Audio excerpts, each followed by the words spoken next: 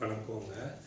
மேஷ ராசிக்காரங்களுக்குங்க 8/6/2026 4/7/2026 வரைக்குங்க குருவும் சுக்கிரனும் சுப கிரகங்களான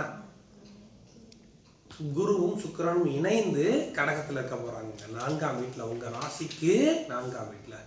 அப்படி இருக்கும் பொழுது உங்களுக்கு இந்த 26 நாளைக்குள்ளேங்க நீங்கள் வீடு கட்டணும்னு நினைக்கிறவங்களுக்கு கண்டிப்பாக வீடு கட்டுவீங்க. இந்த மாதிரி ஒரு அமைப்பை இப்போ கொடுக்க போகுதுங்க. நீங்களே பாருங்கள், ஒன்று நோட் பண்ணி வச்சு பாருங்கள்.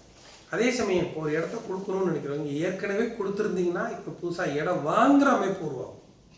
ஏற்கனவே ஒரு இடம் வச்சுருந்தாங்க, நான் கொடுத்தேங்க அப்படின்னா இப்போ வாங்குகிற அமைப்பு உருவாகும். அதுவும் நல்ல ஒரு அமைப்பாக ஆகும். இல்லைங்க, நான் இப்போ கொடுக்குற மாதிரி இருக்கேங்கிறது தயவுசெய்து இப்போ கொடுக்க வேண்டாம்.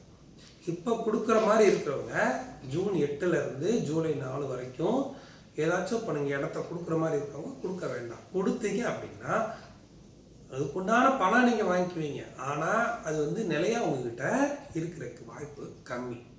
அதனால் இப்போ வாங்கணும்னு நினைக்கிறவங்களுக்கு ரொம்ப நல்ல நேரங்க. ரொம்ப முக்கியமான விஷயம், அதுக்காக திருப்பி சொல்கிறேன்.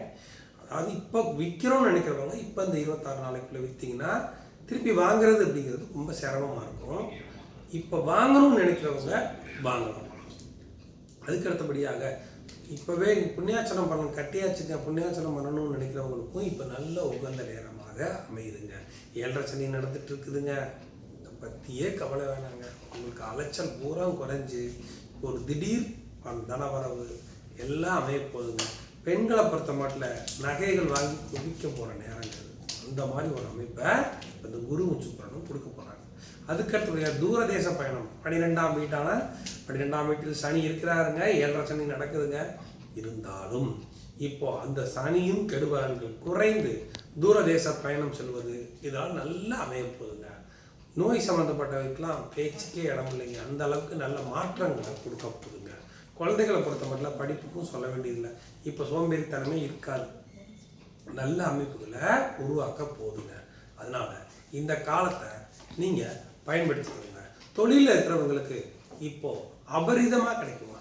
தொழிலில் வாடிக்கையாளர்கள் அதிகமாக கிடைப்பாங்க. நல்ல வருமானம் அதிகமாகும். புதுசாகவே இன்னொன்று ஆரம்பிக்கணும்னு நினைக்கிறவங்களும் இப்போ பண்ண முடியும். 7.5 சனி நடக்குதுன்னு நினச்சிட்டு இருக்க வேண்டாம். அந்த அளவுக்கு இப்போ நல்ல அமைப்பு உருவாகும். இது நான் சொல்லும் போதே உங்களுக்கு புரியும். இப்போலாம் நல்ல 8ஆம் தேதியிலேருந்தே ஆரம்பிச்சு. அதனால் உங்களுக்கு அதுலேயும் நல்ல பலன்கள் அமையுங்க. அதனால் அதே சமயம் வழக்கு சம்மந்தப்பட்டதில் இருக்கிறீங்க அப்படின்னாலும் உங்களுக்கு நல்ல தீர்ப்பு வர்றதுக்கு வாய்ப்புகள் அதிகமாக இருக்குதுங்க. திடீர் தனவரவு இதெல்லாம் நல்லா இருக்குது. இதை நீங்கள் பயன்படுத்திக்கோங்க. அதுக்கடுத்தபடியாக கல்யாணம் ஆகலை அப்படின்னு நினைக்கிறவங்களுக்கு இந்த 26 நாளைக்குள்ளே வரன் வர்றதுக்கு வாய்ப்புகள் அதிகமாக இருக்குதுங்க. இதை நீங்கள் செக் பண்ணி பாருங்கள், உங்களுக்கே தெரியும். Okay, thanks.